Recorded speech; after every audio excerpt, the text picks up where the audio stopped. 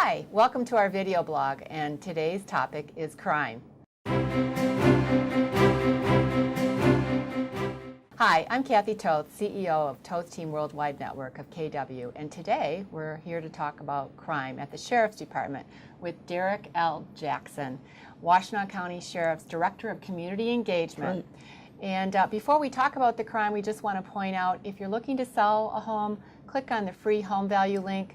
If you're looking to buy a home, click on the Search All Homes, which is updated in real time.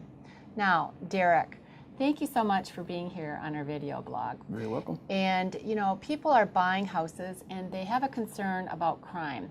They want to move into a neighborhood that is safe, that gives them value. And could you tell us a little bit about how long you've worked here and how you would define yourself as a crime expert?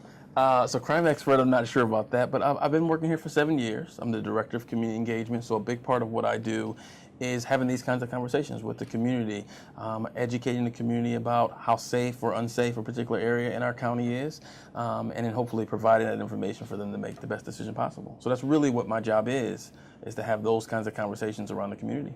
Well, those resources are very important to home buyers, as you can imagine. Both the crime rates impact their ability to buy and also resale of a home. And there's probably studies out there. Can you help us with what you want to point out to buyers who are looking to buy, what they should be looking for? Yeah, I think there's a couple things. One, just to know the neighborhood a little bit better, I would always suggest going to neighborhood watch meeting, right? You can go to any neighborhood watch meeting, just find out when that meeting is for that particular neighborhood. You'll get a sense of the issues that are impacting that particular neighborhood and community. Just go to a meeting, sit in the back and hear some of the conversations. You know, there may be some crime, some significant crime information being talked about. There may be some minor stuff. There may just be some infrastructure things that are being talked about. But it does give you a sense of the neighbors who are there and what they're most concerned about, and you'll hear that firsthand. I think that's a really important one. And those neighborhood meetings, which is a great idea, they happen monthly perhaps, and you know, you may be in a decision-making mode and you can't wait for a month. That's right. So what else should we be looking at besides those neighborhood watch meetings? Yeah, so those meetings happen once a month or once every other month, depends on the neighborhood, but there's something called crimemapping.com. Okay. You can access it right through our website. You can literally look neighborhood by neighborhood. If you're attempting to buy a home or looking at a home, you can put in the address of that home. You could draw a circle around the home and you can find out the crime that's happened in the last week, the last 30 days, the last 90 days. And then for each crime, you can see specifically when it happened or what it was. So you can get a pretty good sense of the crime in that community. So is that specific to Washtenaw County or Michigan? So crimemapping.com is national, however, not every agency puts their data into there. Lots of agencies do. Most of the agencies around here in southeastern Michigan, they do put it in there. So it's a pretty good representation if you're in Washtenaw County, but also in the southeastern Michigan region. So in the crime mapping application, do you have nonviolent and violent crimes? And explain the difference between those. So nonviolent crime could be larcenies from an automobile. Maybe someone left their car door unlocked, someone, crime opportunity, reached in there and grabbed a purse or whatever might have been left in there. And then obviously violent crime, you know, an assault on someone, a homicide, you know, those kinds of things would be more violent crime. So they could use that tool to pick a safe neighborhood. What else could they use? So I always encourage people to just to drive the neighborhood. And to drive it at different times. So, you know, maybe sometimes go in the morning, sometimes at night. You just want to get a good sense just driving through the neighborhood. You know, the eye test is a good one. If it doesn't feel right to you, if you're not comfortable, that may be, you know, a determining factor for you. But also you may be able to meet some of the neighbors just depending on what time that you go. So I always encourage people to drive that community. That's another great suggestion. So we can look at the crime mapping, we can go to the neighborhood watch meeting, we can drive the neighborhood at different times. These are all great suggestions. And we can look at the types of crime, which is also important. What about the registered sex offenders? Can you talk about that a little bit? Yeah, so the state of Michigan has a website for the sex offender registry. So if you just search for the sex offender registry, and you can, same thing, put in your address or find out any registered sex offenders around that area. It's a great tool to have. I do caution folks just to make sure that's just one tool. All of these we're listing is just one tool amongst many.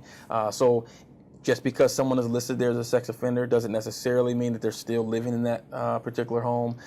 Or if someone's not on the list and you don't see anything, it doesn't mean someone hasn't moved into the community. So you really just have to take it as one tool to help you make your decision. All right, what about looking at various police activity and figuring out if it's up or down, or what the historical trends are? How do we figure that out? So that's one of the things about crimemapping.com, that you can actually look at trends. You can run your own reports and analyze it yourself, but you can see those trend lines. I'll just say this, Washtenaw County is a safe community. We have a very, very safe county. Within Washtenaw County, there are some differences around crime rates, and you can clearly find that. For some individuals, they may be used to a certain level or certain community, and others may not. And so really for people to be able to look at crime mapping, find out the kinds of crime, types of crime, and how many, and then to make the judgment call for yourself of what's comfortable and not. You know, you talked about the different kinds, and what is drug offense? Is that considered a nonviolent crime? Yeah, so drug offense would be a nonviolent crime, and there's lots of things that can fall into a drug offense. It could be someone who overdosed, it could be someone who was caught using, it could be someone who, there's a number of different things that go into drug offenses. All right, so we've got a lot of great tools. Are there any other studies we should look at that you're familiar with regard to home buying and house values and crime rates? No, not studies per se, but obviously higher crime rates impact a lot of things, and that's part of where my job is, Director of Community Engagement, is really how do we interlock and interlink these systems. If there's high crime, there's likely to be other things. Property values are directly tied into it. Economic development is directly tied into crime rates. And so we spend a lot of time talking about how do we prevent crime, how do we understand the root causes of crime and dealing with that. And so all of those things are obviously absolutely linked together. Is there anything we can do as real estate agents to help you in the community? We like to give back and add value. Do you have any suggestions for us? Oh, wow, that's a great question. So what we always say is an educated and engaged community is our best partner. So the education piece that you're doing here today is amazing.